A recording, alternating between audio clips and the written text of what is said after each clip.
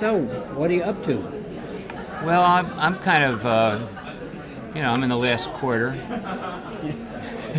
Of which the life, you mean? Yeah. And that's why we call them flowers, finishing up. That's right. So I am doing a lot of finishing up, and I've backed off on horoscope readings to a large extent. I made a living horoscope what? Horoscope readings. Oh, yeah. I made a living at it. I basically, paid all the bills and owned a house and had a family and all that. And in the last 20 years, I got more involved with science and evolution and teaching at the University of Massachusetts. Oh, really? I got a PhD there. Oh, good for you. And I worked with Lynn Margulis. I don't know if you've ever heard of her. I haven't. She's associated with James Lovelock and the Gaia hypothesis. And most people would know this. She was married to Carl Sagan. She was his first wife. Oh, well, I do know Carl Sagan. Yeah, he was very well known. Anyway, I worked with her. She died of a stroke, and I took over her class called Environmental Evolution. And I was teaching it in geosciences, but they ended it, and I went to the bio department, and I've been teaching it online. So I have that every spring and fall semester. I teach it online. And you can make some money from that. Yeah, a little bit, $6,000 a semester, and there's usually about 10 to 15 students. But it's interesting. It's a general science course, gen ed course. I had to dumb it down. It was originally for seniors and graduate students. Oh. And it's about the coevolution of life and the environment. What's that mean? Well, the origin of the earth, origin of life, evolution of life, and what Lovelock and Margulis pointed out was that this remarkable thing happened. The temperature, more or less, gas content of the atmosphere, pH of the oceans, these all seem to be regulated by the biosphere. It took a while. It took couple billion years. But there's so many feedback loops that the Earth works like a system. It is a system. Yeah, and that's what the course is about. It's teaching a kind of Earth history from a systems point of view. Wow. And you've read Landscheid's Cosmic Cybernetics. Of course, that was the first time I was exposed to system thinking. Well, he's the first of all the astrologers I've met, and no offense to him, I didn't learn from anyone but him. Because he showed me things that, I sent him his first computer in the late 70s. They were not. I mean, this was like when and then he came to my home and we became friends. And he was very interested in geocentric nodes, and I was very interested in heliocentric nodes. Yeah. So we shared that. And he was a Supreme Court Justice of Germany. Yeah. Yeah. So anyway, that's. But of all the people here that I was hoping to talk to, I think that you were the only one I kind of identify with that's still kind of, not too hot, not too cold, like the three beers. Not too scientific, not too crazy, but still what the kind of people we used to have around that mostly died off. So people like Charles Harvey or Roger Elliott, people that can think. I remember them, yeah. Yeah, so what are you doing astrologically? Just anything in your own mind? Well, I do some horoscope readings. I do electional charts for myself. Mm-hmm. I did have a connection with Landscheid. When I was doing my PhD thesis, I was doing it on basically testing astrometeorology. Okay. And but you the knew title, quite a bit about. Yeah, the title of my thesis was a history and test of planetary weather forecasting. Okay. But at one point, I contacted Landscheid, and we had some email exchanges for a while, and then he died, and I actually wrote his obituary. Oh. His wife sent me some pictures and whatnot, so I kind of caught up with him at the end of his life. But I did a lot of work with this mysterious 1,500-year cycle, which the paleoclimatologist had noticed, that at certain points in the ice core records, there would be this very regular 1,500-year pattern, and then it would fall apart. And I brought it up with Landscheid, and he told me, this is, that's a series of Jupiter, Saturn, Uranus conjunctions. I'm sorry, Saturn, Uranus, Neptune conjunctions. Really? Once in a while, Jupiter occurs with them. And so I got very involved in that. I did write a paper on it finally. Wow. It's included as part of my thesis, but I wrote a paper on it. And so I keep up with that. The satellite data is very good now. We have things like global temperature. We never had that before from satellites, and total solar irradiance. And so you can get these time series, this data, and I've been correlating them with both geocentric and heliocentric patterns, planetary patterns. And I haven't gotten too far. I've published a couple papers, but that's kind of what I'm interested in. Yeah, well, it seems like you've gradually drifted more scientifically. Yeah. Than you were. But I'm still playing rock and roll. I mean, literally? Yeah, I play in 3 bands. Really? Yeah. Well, I used to do that. Yeah, I know. Yeah, so not anymore. I told you, your brother Dan's book on fixing guitars is in my shop there. Well, it should be. Yeah. I mean, he knows a lot about it. We're having a huge reunion at my home. 51 Erlewines. Yeah. And 27 of them are staying at our center, so wow. It's going to be wild. Yeah, well, I just donated the largest collection of rock and roll poster data to the Bentley Historical Library in Ann Arbor, Michigan, but also to a new nonprofit building on Haight Street in San Francisco that's devoted to the concert posters, not poster posters, but the concert posters of rock and roll. Oh yeah, there were some good ones out there. Oh, man. I was out in Haight-Ashbury for a while. Well, Saw the Grateful Dead on acid. I played with the Grateful Dead. Did you? Yeah. Well, I had all those posters. I had a huge collection of posters with an enormous amount of money, and I eventually sold it because it was in a vault, and I never could look at it. You couldn't just have it out. Yeah.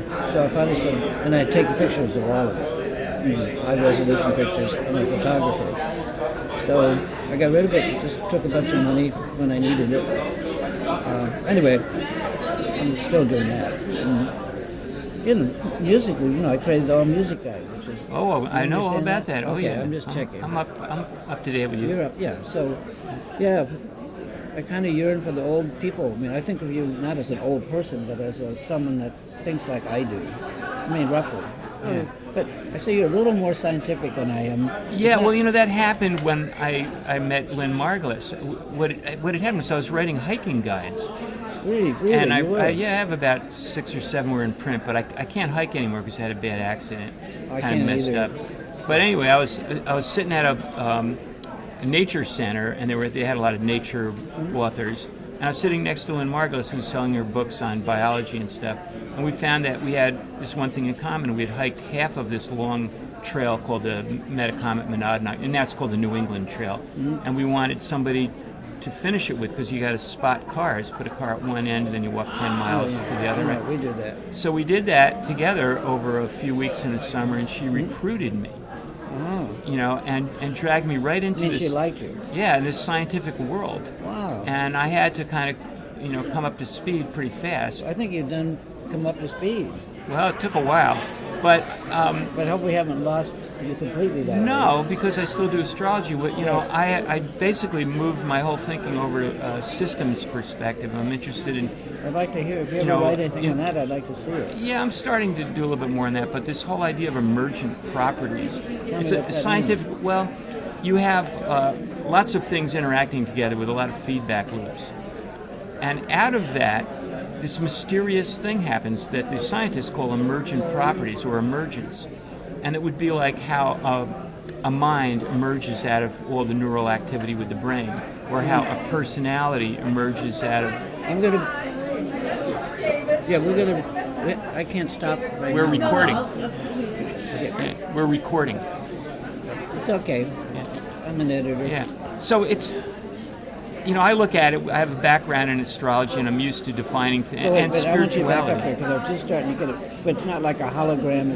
It's something emerges, but what emerges? It's a gestalt of something? Well, for example, you have a chemical system, you have a series of chemical reactions, and somehow a cell emerges out of that, some kind of... It doesn't make any sense to me, but it just somehow it does. Yeah. It's somehow that I wonder about that. Yeah, there are a lot of things that have emergent properties, but they're all systems. There's systems that have a byproduct of some kind. Yeah, and what happens with emergent properties is the system moves into a state where it becomes very self-organizing and self-sustaining. A hurricane would be a very simple example of it. Right, but this reminds me of Blanchard again. That's right. Yeah, well, that to me,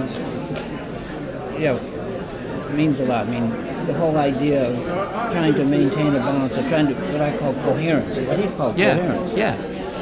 Yeah, well, that makes sense. It's very similar. You know, the Well, terminology. Yeah, the terminologies may vary, but there are a number of scientists that have been working in this area for well over 100 years, and subjects like chaos and complexity are offshoots of it. Oh, really? You know, attempts to mathematically model it and do more prediction with it. I worked with Robert Schmidt, came and lived with me for 2.5 years. That's how he became an astrologer. And we did chaos research. He was a mathematician, kind of, and I was just interested. I'm not a mathematician, but we did that for quite a while. And I don't know that ever amounted to anything other than creating different kinds of graphs and stuff like that. And, you know. Well, I've come to define astrology a little differently now. My definition of astrology is that it's a series of mapping techniques in time for self-organizing systems, and that everything that astrology works with is a self-organizing system, whether it's the body, the mind, the personality, the collectives, the weather system, the climate system. Let's talk about astrology. My understanding of astrology is that it's cultural astronomy. Basically, it has to be based on astronomy. Well, wait, what? Okay, yes, it is. It's based on astronomy, the solar system, and beyond. But most of astrology, as people see it, is about people. I mean, how it's used, but still, it depends upon actually constructed ephemerides and stuff like that. I mean, they're still trying to interpret astronomical events. Yeah. But how does that relate to what you're saying? It sounds like you're saying, well, that's a given, but now you're talking about how people use it in a dumber sense. Well, I'm trying to get myself away from the idea that astrology is just a practice. What do you mean, just a practice? Well, I'm trying to get myself away from an anthropocentric view of astrology. And go to what? Go to the study of systems that exist in nature. But that's so general. I know that you know what you're talking about, but I'm trying to understand when you say systems, there's like innumerable systems, and even what constitutes a system is probably not clear to me. What you mean by a system? Yeah. You know exactly well, what okay. you A mean. self-organizing system would be again, Landshak kind of stuff. Yeah, where there are so many balance. Feedback loops going on that something achieves coherence, And it has to maintain coherence. That's right, and that's the self-organizing property of it, right? So these things are they're strong and robust in the sense that they can take shocks. They're anti-fragile, if you know what I mean. Yeah, that's right. Yeah, a person is a system, a self-organizing system. But they're also extremely sensitive to very subtle influences, and that's how astrology plays into it. And that's why, how does astrology play into it? Well, I think on multiple levels. Okay. In my work with weather, I've shown pretty strong evidence that Sun-Saturn alignments, in particular the opposition, which occurs when Saturn is at perigee, right, correlate with temperature drops that are very strong in the northeastern part of the United States, but strong in other parts of the globe as well. Okay, but how does this relate to the kind of regular astrology all these people are doing? Well, it's an opposition. It's associated with cold. My hypothesis is that what's happening is that we have a planetary resonance that develops that causes a slight atmospheric tide, which allows cold air masses to move down from Canada and sweep through the northeast. So we're still talking about the weather. Or similar stuff. That's right, but how does this filter down? It doesn't have to. No, it doesn't have to. But the principles. Psychological. Well, metaphysical. With the weather, you can see similar patterns with the square and with the trine, and the different aspects. Right. Right. It probably is gravity in this case that's the mechanism. With people, we're dealing with the mind and the personality, which are highly subtle things. It may not be gravity that's doing it, but the mathematical principles are basically the same. You see oppositions and squares and trines, and you see these effects on these self-organizing systems that are us and are also communities or collectives. Okay. That's how you do mundane astrology is basically the astrology, at least the human part of it, is the astrology of groups of people, warfare, plagues, and so on. Right. I'm kind of following you, not 100%. Yeah. But I get some ideas. Yeah, I'm interested in all that. I'm pretty old-fashioned, but I'm interested in. You're a Buddhist. Well, yeah, that too. I mean, big time. Yeah. Big time. I know. But astrologically, yeah, I think that I'm not as sophisticated as what you're saying. But what I've been concentrating on is it hurts me to see astrologers not able to make a living. And it hurts me to see them treated like gypsies or entertainment. And the way I look at it, you probably read stuff I've written or something that said basically we made a big mistake when Copernicus pointed out that everything doesn't revolve around us. And the astronomers said, okay, and they walked away with two charts that somehow got them into being one of the two oldest academic disciplines with botany, and they make a good living and they're totally respected. And we walked away clutching one chart and never were empowered with the heliocentric chart. And we remain this today, and there's like about zero interest in. And most of these people complain that society doesn't appreciate them, but they don't realize that we are not doing something to be appreciated of. Well, I agree with that. I also think that. Congratulations, sir. Excuse me, thank you. Come back if you want. We're recording, so okay. Sorry, it doesn't matter. I can just. Yeah, I also think that astrologers have to also pull themselves up by their own bootstraps. That's what I'm talking about. And so about. my interest in education for my whole astrological career is to try to find ways to at least increase the amount of education, which increases the critical thinking, which kind of disperses some of the Neptunian things. I'm not saying that all Neptunian things are wrong, but if you're going to get anywhere in the world that we live in, you have to be realistic. Well, I mean, realistic means realizing. Yeah. So you have to realize something which these guys don't. Yeah, and I think it's very easy for many astrologers to just drift into what I call the private astrological Idaho. The zone. Yeah, right. And they live separate. It's like a subculture, and as a consequence, there's no prestige. There's no funding. There's no institutional support, or very little. Well, let's take a sidebar, if you will. Do you share your chart? You're not afraid. Sure. You're not I don't care. Let's look at your chart, and let's look at your helio chart. Oh yeah. With me. Sure. Because that'd be great. I spend a lot of time doing it. I will let you type your information in. Hang on, let me just see. Yeah. Just put your name and you know the drill. Yeah.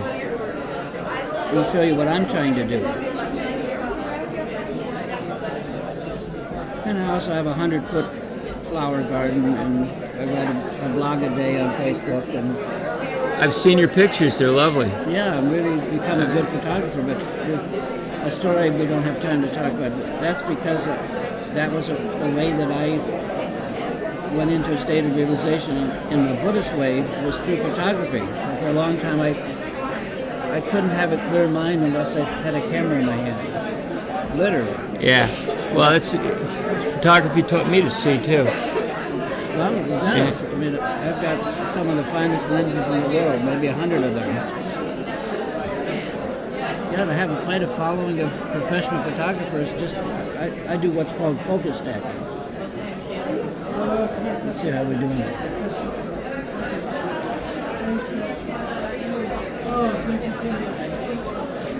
You call them a something. I got the capital thing locked. I think it'll take it. All right. And Brent, I put the comma. Yeah. And then whatever state or whatever it is. Yeah. Okay. That's enough. Now let's see if it works. Yeah. I have no room. There we are.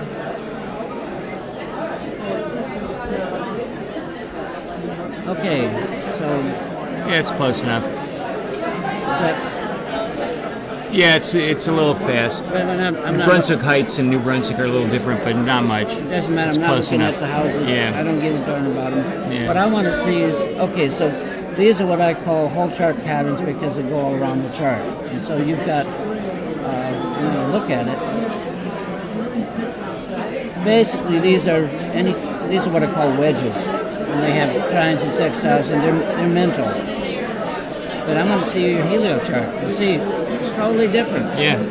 And you understand why. Oh, yeah. Yeah. So this is a mystic rectangle. And this is a very well-defined, but here you do have a rough T-cross. So there's your practicalness. Yeah. And what I'm trying to, and this is usually found in psychologists, but it also is people often have syndromes they fall into. It's hard for them to get out of ruts. But what I've been trying to do for astrologers is teach them to transmigrate or begin to identify more with this chart than this chart, which is what they didn't do when the astronomers did. That's right. You understand? Yeah. Well, there were some astrologers that attempted to do that in the 17th century. Well, that may be. Yeah. I would like to know more about that. But it didn't make it because these guys, we had T. Patrick Davis who was doing geo-astrology with helio. Right, I remember that, yeah. But I'm the only one I know that's actually trying. These are like graphic mudras. These are much more stable patterns than geo. They hold up. Yeah. And so that for you it might be interesting just because you don't have any T-cross. You don't have any. And the T-cross is what makes us lovable. I don't have any. I mean, I'm not very lovable. But I'm saying, I'm just telling you, I'm trying to make it into something that these guys could use. I went through a time period where I made like tarot card images of all these 60 types, but I also was kind of going through a hard time. I did 13,000 of them. Vedic, Tibetan, Chinese. I learned Chinese astrology, and I learned Tibetan astrology pretty well. And Hindu astrology didn't interest me much by the program. Yeah, I remember talking with you about Tibetan a long time ago. Well, I kept on doing that. So anyway, I'm just trying to I'm trying to get these guys into the mood where they could identify with their actual fiducial. This is the mother chart. This is basically the dharma that fuels the karma. The stuff that goes from life to life and rebirth. If you're into those thoughts, any Buddhism? Yeah. Oh, well, good. Well, then, if you know in Buddhism, in what's called Yogacara Buddhism, which is a form of teaching, our self doesn't last beyond this lifetime, our personality. But what does is what's called the Laya Vijnana, or storehouse consciousness, or Laya consciousness. And that's like a great barge of it's like a random database that holds all of our actions. And it very slowly moves to rebirth, but it persists where our personality falls apart, but it's slower. It changes, but at a slower rate. And when we're reborn with new DNA and new parents and new situation, it literally takes all of these what are called vasanas, these karmic traces, and it rebuilds a whole new flower of a personality. And so I found that I've been doing this for 45 years, and tens and tens and tens of thousands of charts. This is so stable, so much more stable. This represents what moves through space and time. I'm trying to make it graphically, like I'm going to show you. I've made this is the last program I designed before I sold the company, but I put in 12 reports, which is like giving them the store. Yeah. Because I said, fuck it, they might as well give them a good deal for $99. And this has, all of my work. What's called the life chakra report is really. Let's just take a quick look at it. It'll take a second. This looks like something they would like, but it's really a study of the heliocentric nodal system and how they intersect each other and whether they're inclined or disinclined. So that it becomes, let's just take a look at yours. Yeah, these are the actual inclinations. So you have more inclinations than disinclinations. But this is like the chakra trees. This is the invariable plane. This is the equator of the sun, and then just planets. So that you have a Mars-Uranus incline, and Neptune, you disincline Jupiter and Venus to Neptune. So it's hard to put this in a nutshell, but that's what I tried to do, so that I see. anyone could read it. But all of these reports are something like that. So I've taken what I consider the most invariable truth that you can't argue with the Nova system. Right? I've taken solid astronomy, and I came up with a way of interpreting retrogrades that nobody gets. But basically what it is that the difference between the helio and the geo. The helio is steady. Yeah. Geo runs ahead and behind. So I tried to show them how you could say if somebody has, like I have a Mercury way behind the sun, so it's way into where we have been in the zodiac. So it's going way into the past. Or somebody's born like I have a Mars that's way ahead. So I have a very future-oriented Mars, and maybe I'm a dreamer in that area. So I've shown, there are 3 passes. So somebody can be way in the past and still going past, or they can be way in the past like I am and looking forward. So I've made all this, and I made cards for all this stuff. I don't know whether this has cards or not. I can't remember. Anyway, I'm trying to give you in a nutshell, which really, these are just all cards that I made. This kind of stuff. Yeah, and then I've started to break it down. Just not great art because I'm not an artist. I just took clip art. Ah, nice. Yeah, but this is. I'm trying to give them tools that actually have something that it depends on whether or not you agree with it or not. No, I mean that's what astrology, the branch of astrology, natal astrology, needs to do things like that. That's its purpose, is to bring some kind of information, useful information to other these people. Events, right? Yeah. Well, I've done that in spades. Yeah, I know. Yeah, so I'm just... Anyway, this program is like, what a great deal for them. And this is just a really nice... Yeah. clean Is this little called thing. Blue Star Pro? I guess they did call it Blue Star Pro, yeah. And David Cochran is selling it now? Yeah, he has it.